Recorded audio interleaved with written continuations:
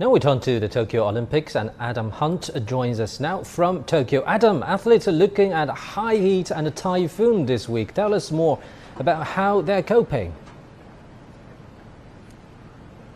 Yes, it's always hot and humid here in Tokyo in July, but even more so this year. Temperatures pushing above 90 degrees Fahrenheit over the last few days, which is about 5 to 10 degrees warmer than usual. You mentioned a tropical storm there, a tropical cyclone, which it's been seen to be developing just off the southeast coast of Japan. We think it's probably going to make landfall, if it does so, much further south than here. But those temperatures and those conditions are going to be very difficult for the athletes over the coming few days, particularly those competing in the outdoor sports, which we saw begin today. Of course, softball starting at 9 o'clock local time this morning. We've also seen women's football starting later at 4:30 with Great Britain against Chile. So for those kind of events, it's going to be very difficult if it stays just as hot like this, and it will be, you would think, a survival of the fittest over the next few days.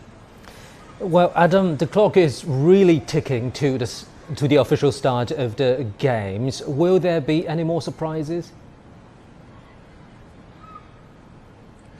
Well, we're not sure. There is absolutely no doubt that this will be a Games like no other in terms of the official statistics within the Games bubble. So that's the athletes, the coaches, the delegates, everyone staying either at the Olympics Village or to do with the Games in general. We've had more infections, 8 new infections over the last 24 hours, bringing the total to 79 since records began on July the 1st when everyone started arriving for the Games. Now, organisers say that is the kind of numbers they were expecting, even perhaps a bit lower than what they thought they might be. But there's going to be so many restrictions for those athletes who are staying at the Olympic Village, which is a huge 44-hectare site all the way along Tokyo Bay. 11,000 athletes and support staff will be staying there over the course of the Games. There's been saying that there's going to be no hugs, no high fives, no handshakes, so much not allowed for the athletes that you would normally associate with a sporting event, and particularly an Olympic Games. And I think that uncertainty that surrounds here was stoked by a comment, as you mentioned there, made by the Tokyo 2020 CEO Toshiro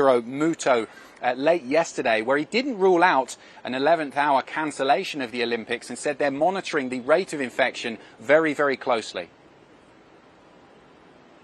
At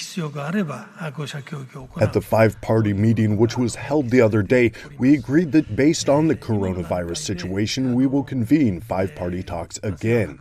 At this point, the coronavirus cases may rise or fall, so we will think about what we should do when this situation arises.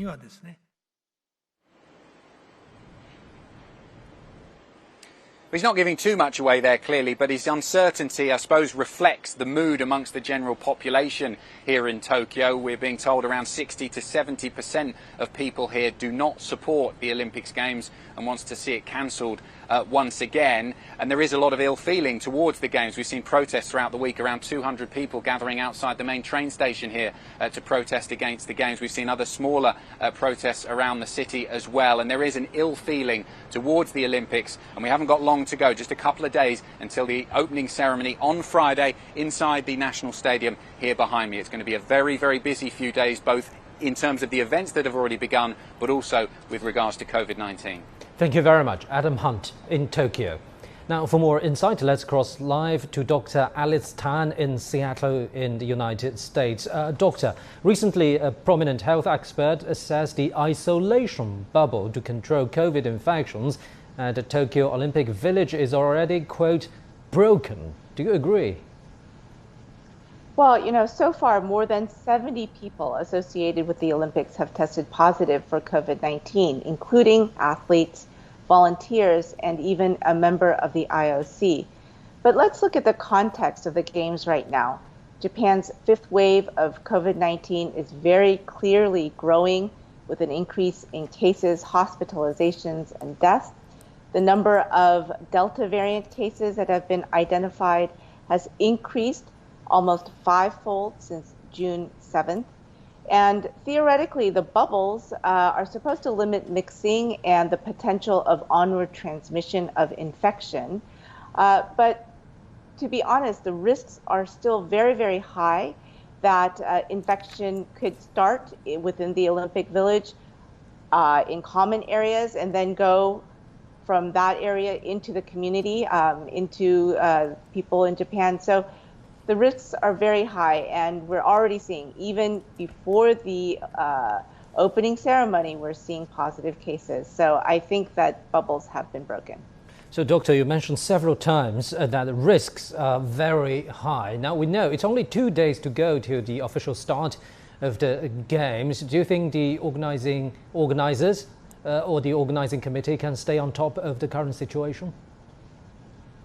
Well, there are roughly 60,000 international participants who will be at the Olympic Games. I have recommended daily PCR testing of all of the participants rather than rapid antigen testing because of the risk of false negatives associated with rapid antigen testing.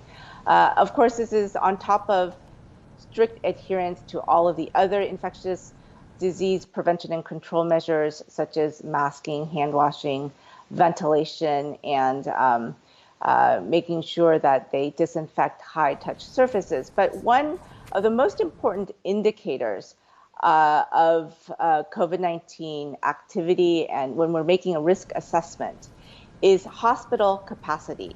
And this piece of data has not been included in the situation updates that are published by the Japanese Ministry of Health. And so if you do not know what your hospital capacity is, then it's very difficult to know when to pull back. And I think the organizing committee, they need to come up with very well-defined triggers, criteria for when it becomes unsafe to hold the Olympics, when the Olympics should be either postponed or canceled. And this kind of indicator might include hospital capacity, might include a huge jump in cases of variants of concern, such as the Delta variant, or perhaps even a variant of high consequence. If something like that were to emerge, that would also be a huge red flag, I think, that the Olympic Committee would need to work on. And so I don't see that these have been put in place, but I think that this is something that needs to be considered in order to ensure the safety of the people of Japan and also of everyone participating at the Games. Thank you very much, Dr. Alice Tan in Seattle.